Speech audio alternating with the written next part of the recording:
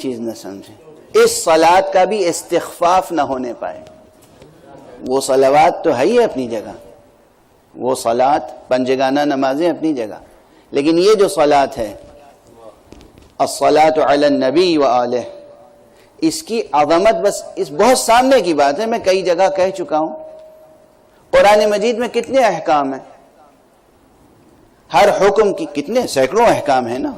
نماز پڑھو، روزہ رکھو، زکوٰۃ دو، حج کرو، خمس ادا کرو، جہاد کرو، امر بالمعروف کرو، نہی عن المنکر کرو. عبادات سے لے کر معاملات تک سینکڑوں احکام ہیں، بلکہ ہزاروں. ہر حکم میں یہ تم کرو، اقیم الصلاۃ تم نماز قائم کرو، آتوا الزکوٰۃ تم زکوٰۃ دو، کتب علیکم الصیام تم پر روزہ واجب کر دیا گیا، وَلِلَّهِ عَلَى النَّاسِ حِجُّ الْبَيْتِ اللہ کا یہ حق ہے کہ لوگ اللہ کی خاطر حج کریں. جتنے احکام ہیں عبادات سے لے کر معاملات تک تم کرو. یہ واحد حکم ہے جس میں یوں نہیں کہا گیا تم کرو، دیکھو میں یہ کرتا ہوں، میرے مقربین میرے خاص ملائکہ یہ کام کرتے ہیں، تم بھی یہ کرو. کیا رتبہ ہے اس عبادت کا. صلوات پڑھ دیں محمد وعلی.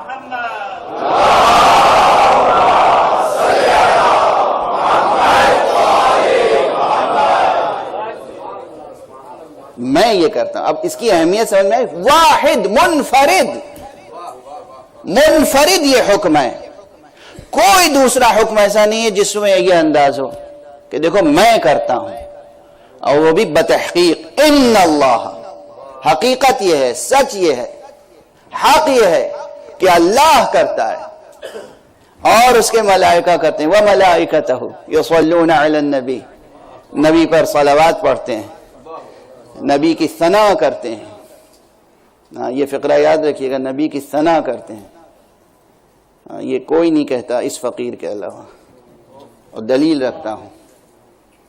صلوات کے معنی عربی میں کتاب العین اٹھا کر دیکھیں جو خلیل ابن احمد فراہیدی نے لکھی ہے.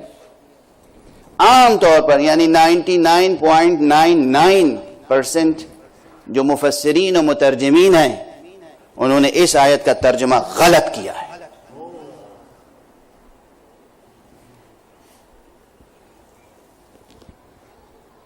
تفسیر غلط کرتے ہیں، ایسی تفسیر کرتے ہیں کہ جو شایان شان الہی ہے نہ شایان شان پیغمبر. کیوں؟ اس لیے کہ صلوات کی تفسیر یہ کرتے ہیں کہ صلوات کے معنی ہے اللہ کی طرف سے نزول رحمت،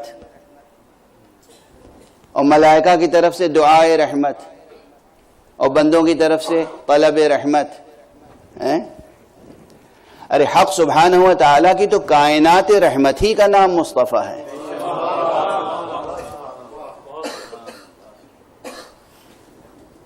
اب اگر صرف یہ کہا جائے کہ اللہ مصطفیٰ پر رحمتیں نازل فرماتا ہے، بے شک نازل فرماتا ہے، اس میں کوئی شک نہیں.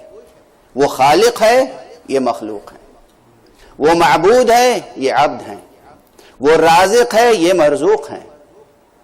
وہ مرسل ہے، یہ مرسل ہیں. وہ مظہر ہے، یہ مظہر ہیں. اس میں کوئی شک نہیں. وہ ہے، یہ ہیں، اس میں کوئی شک نہیں. مگر لفظ صلاۃ کے یہاں پر معنی صرف یہ لیے جائے کہ رحمت نازل فرماتا ہے، یہ ممکن نہیں ہے. اب یہ آج بالکل وقت کے دامن میں گنجائش نہیں ہے کہ میں اس بحث کو پوری طرح ادا کروں. مجھے ہمیشہ عام طور پہ جو ترجمے ملتے ہیں اس پہ شک ہوتا رہا جب بچہ تھا تب سے، کہ یہ ترجمہ درست نہیں معلوم ہوتا. یہاں تک کہ مجھے توفیق نصیب ہوئی کہ کتاب العین پڑھوں. کتاب العین وہ کتاب ہے کہ جو عربی زبان کی سب سے پہلی ڈکشنری لکھی، کمپلیٹ کمپریہنسو ڈکشنری. اور لکھنے والا بھی کوئی معمولی شخص نہیں ہے، وہ جینیس ہے، وہ نابغہ ہے. یہ جذبات میں نہیں کہہ رہا ہوں، آپ کا جی چاہے تو اس پر سیمینار کر لیجئے گا. وہ جینیس اور وہ نابغہ ہے کہ جس کی عقل پر اور جس کی شخصیت پر سینکڑوں آئنسٹائن نچھاور کیے جا سکتے ہیں. یہ جملہ یاد رکھنا جوانوں بطور خاص. خلیل ابن احمد فراہیدی، اس پہ سیمینار کبھی کیجئے گا منعقد کہ یہ شخصیت کیا تھی. تھا غلامان آل محمد میں سے، مگر اس کے علمی کارنامے بہت سے کارنامے، اگر ان کے کارنامے بھی بیان کیے جائیں تو دراصل وہ فضائل آل محمد شمار ہوں گے.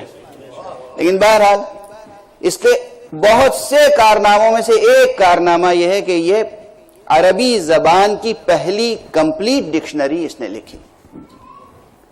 اس میں صلاۃ کے مادے میں لکھتا ہے کہ صلاۃ کے کئی معنی ہیں. اس میں ایک معنی یہ ہے، نزول رحمت نہیں ہے، ایک معنی ہے اللہ جب اپنے نبی کی ثنا کرتا ہے تو اسے بھی صلاۃ کہتے ہیں. ثنا کا لفظ ہے، سب نزول رحمت کی بات نہیں ہے. یہاں پر نزول رحمت بالکل درست ہے، بجا ہے، واقعہ ہے، حقیقت ہے، مگر یہاں کیا مراد ہے؟ بحث یہ ہے.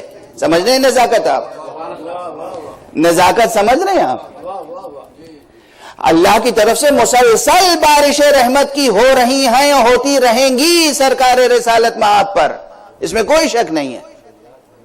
لیکن اس آیت میں یہاں پر لفظ صلاۃ سے کیا مراد ہے؟ کیا صرف نزول رحمت؟ ہرگز نہیں. یہاں مراد ہے ثنا.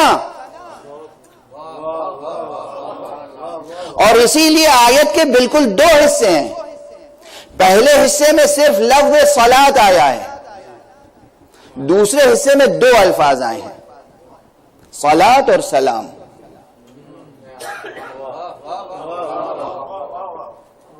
اور اب دیکھیے بات سے بات نکلتی چلی جا رہی ہے، لیکن میں کوشش کروں گا کہ اسے مختصر کر دوں. سلام بھی عام صیغے میں نہیں آیا ہے، آخر میں تسلیمہ. تو اب معنی وہ ہونے چاہیے. دیکھیں جملہ جب ایک جملہ ہو اور اس میں ایک لفظ دو بار مکرر ہو اور بعد میں آنے والا پہلے آنے والے لفظ پر تکیہ کر رہا ہو تو دونوں کے معنی متحد ہوں گے. ایک ہوں گے معنی، دو نہیں ہو سکتے. اب آپ کو سمجھانے کے لیے کوئی مشکل ہے؟ مثلا ایک جملہ ہے، من کنتو مولا فہذا علی مولا. تو ایک ہی جملہ ہے، پہلے بھی مولا آیا اور بعد میں بھی مولا آیا. کوئی کہہ سکتا ہے کہ پہلے والے مولا کے معنی کچھ اور ہیں اور دوسری بار جو لفظ مولا آیا سینٹنس میں اس کے معنی کچھ اور ہیں؟ نہیں، قطعاً نہیں. اصول زبان کے خلاف ہے. جو معنی پہلے ہیں وہی معنی بعد میں جو کلمہ استعمال ہوا اس کے ہیں. واضح ہے؟ کوئی ایک ذرہ برابر فرق نہیں ہے. جس معنی میں رسول مولا ہے اسی معنی میں علی مولا ہیں. اسی لیے میں اب یہ تو بہت بار کہہ چکا ہوں کہ لفظ مولا کے معنی میں جو مسلمان الجھتے ہیں ان سے آپ نہ الجھیں. ان سے بس یہ پوچھیں کہ تم رسول کو کیا سمجھتے ہو.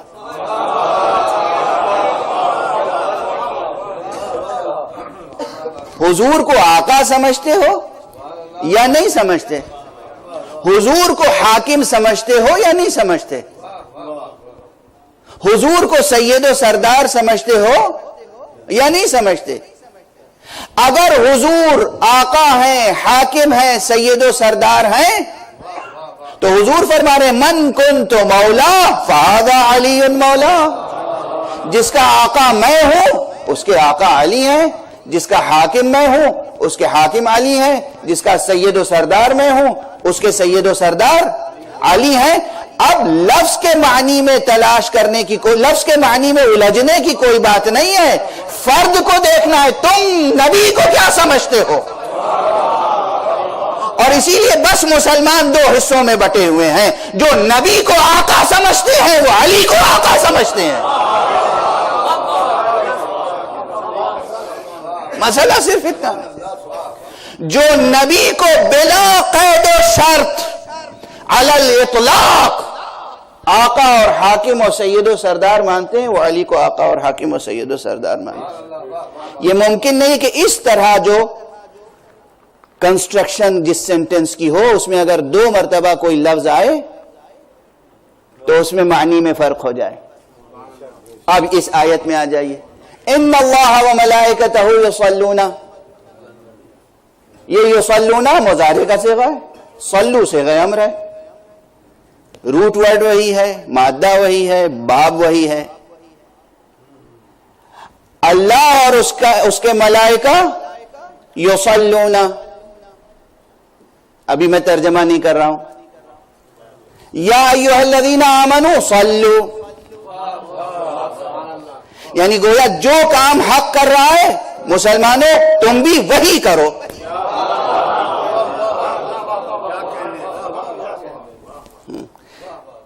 مطالبہ یہ ہے، ایک کام اور اضافہ جو تمہیں کرنا ہے وہ الگ سے بتایا گیا، وَسَلِّمُوا،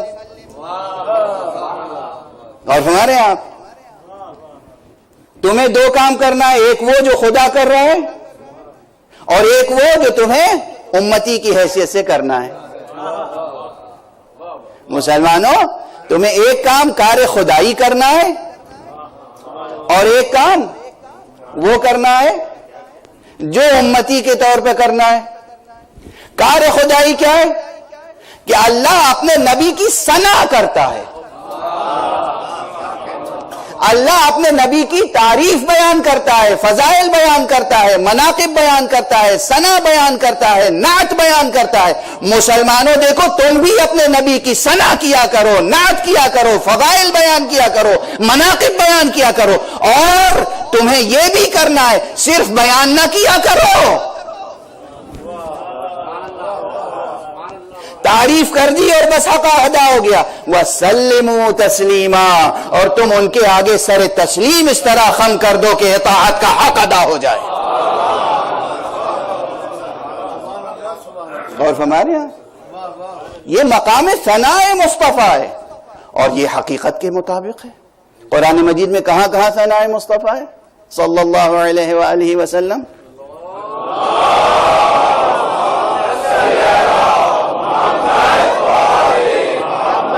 کتنی آیتیں ہیں حضور کی ثنا میں، انک لعلی خلق عظیم، ثنا ہے یا نہیں؟ وما ارسلناک الا رحمت للعالمین، ثنا ہے کہ نہیں؟ کتنے مقامات ہیں ثنا کے جہاں براہ راست ثنا مصطفیٰ ہے، اور بہت سی جگہوں پر تشبیہ کے پیرائے میں، استعارے کے پیرائے میں، بالواسطہ مجاز کے پیرائے میں ثنا مصطفیٰ ہے۔ تو حق فرما رہا ہے میں ثنا کرتا ہوں، تم بھی ثنا کرو۔ واضح ہے، اب معنی صلات کے واضح ہوئے۔ اور پھر اس ثناء مصطفیٰ کو، ثنا یاد رکھیے گا، ثنا یعنی مصطفیٰ کے فضائل بیان کرنا۔ کاش ساتھ ساتھ رہیں آپ۔ تو آج ایک بات، حالانکہ بات پھیل گئی، میں چاہ رہا تھا آج صرف اور صرف بی بی کا تذکرہ ہو، شب شہادت ہے، لیکن بہرحال یہ سب اس کے مقدمات ہیں اور 2 بیانات کے مواقع ابھی باقی ہیں، تو کچھ کوشش کروں گا کہ تقصیر کی تلافی ہو سکے۔ ثنا، حضور کی ثنا، اس ثنا کا یہ جملہ اب تک جو میں نے کہا یہ اس سے پہلے 2-3 جگہوں پر کہہ چکا ہوں۔ اس وقت جو جملہ کہہ رہا ہوں وہ آج سے پہلے نہیں کہا ہے میں نے، توجہ رکھیے گا۔ صلات کے معنی بنص اہل لغت، بنص اہل لغت ثناء مصطفیٰ ہے، وہ بھی وہ ثنا جو حق کرے۔ اللہ جب اپنے پیغمبر کی ثنا کرے تو اسے صلات کہا گیا۔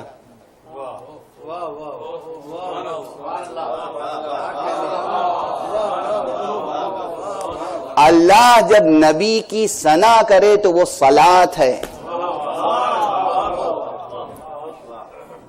اللہ جب نبی کی ثنا کرے تو وہ صلات ہے۔ اللہ اکبر، اللہ اکبر۔ اللہ جب اپنے، اس میں اگر یہ نقطہ واضح ہو جائے اور ذہن نشین ہو جائے تو خیر آپ حضرات تو اہل سمع ہیں، سنتے رہتے ہیں، جو حضرات اصحاب قول و قلم ہیں ان کے لیے بھی بعض احادیث کی شرح بہت آسان ہو جائے گی۔ احادیث معراج میں یہ ہے کہ جب حضور جا رہے تھے تو مقامات قرب تک پہنچتے پہنچتے ایک مرتبہ جبرائیل نے روکا، کہا ذرا ٹھہر جائیے۔ کہا کیوں؟ کہا ان ربک یصلی۔ لوگ کیا یہ ترجمہ کریں گے کہ رب نماز پڑھ رہا ہے؟ یہ ترجمہ ہوگا؟ یہ ترجمہ ہوگا؟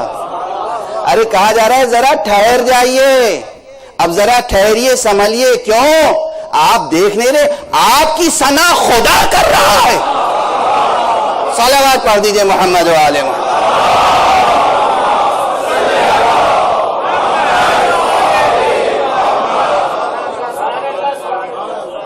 آقا اپنا مرتبہ دیکھیے، آقا اپنا مرتبہ دیکھیے، حق آپ کی ثنا کر رہا ہے۔ اللہ اپنی اس مخلوق کی ستائش کرتا ہے، وہ خالق ہے مگر اپنے مخلوق کی ستائش کرتا ہے۔ اور اس طرح کے بہت سے مقامات ہیں جو حل ہو جائیں گے۔ اس میں قیل و قال ہے، اتنا آسان نہیں ہے، مشکلات ہیں۔ مجھے معلوم ہے کہ کس طرح کی موشگافیاں ہوتی ہیں سند میں، متن میں، متعلقات میں، وہ سب پیش نظر ہے، پھر بھی یہ نقطہ ذہن عالی میں رہے۔ اور خلاصہ یہ کہ لفظ صلاۃ جب اللہ کی طرف سے ہو تو اس کے ایک معنی یہ ہے کہ ثناء الہی نبی کی شان میں۔ آج سے یہ جملہ بھولیے گا نہیں، اور اب جا کے سارے ترجموں کو دیکھیے گا کہ ترجمے صحیح ہیں یا نہیں۔ اس طالب علم نے، اس فقیر نے جو کہا وہ بات درست ہے یا نہیں، اور اسی لیے میں نے ریفرنس کے ساتھ بات کہی۔ ثناء الہی صلاۃ ہے۔ ثناء الہی مصطفیٰ اور آل مصطفیٰ، ان کی وہ ثنا جو خدا کرے صلاۃ ہے۔ عزاداروں اور ماتمیوں کے لیے یہ جملہ یادگار رہے گا، اگرچہ میں آپ کی داد کے لیے نہیں کہہ رہا ہوں یہ جملہ۔ بہت پہلے میں نے ایک مصرع کہا تھا، بلکہ قطع کہا تھا، پورا قطع تو مجھے یاد نہیں ہے۔ مصرع یہ تھا کہ نماز و مجلس شبیر کا ہے ایک مزاج۔ بہت پہلے، کوئی 20-30 برس پہلے کہا تھا میں نے۔ نماز و مجلس شبیر کا ہے ایک مزاج۔ وہ تو میں نے اس وقت کہا تھا جب یہ روایت اور یہ مطلب سامنے نہیں تھا۔ آج میں عرض کر رہا ہوں مجلس اعزا میں ہم کیا کرتے ہیں؟ ثناء مصطفیٰ، ثناء اہل بیت مصطفیٰ، وہ بھی اپنی طرف سے کچھ نہیں کہتے، جو قرآن سے ثابت ہے وہی بیان کرتے ہیں۔ یعنی ہم وہ ثنا کرتے ہیں جو حق نے ان کی ثنا کی ہے، اسی لیے ہماری یہ مجلسیں بھی صلاۃ ہیں۔ صلوات پڑھیے گا محمد و آل محمد۔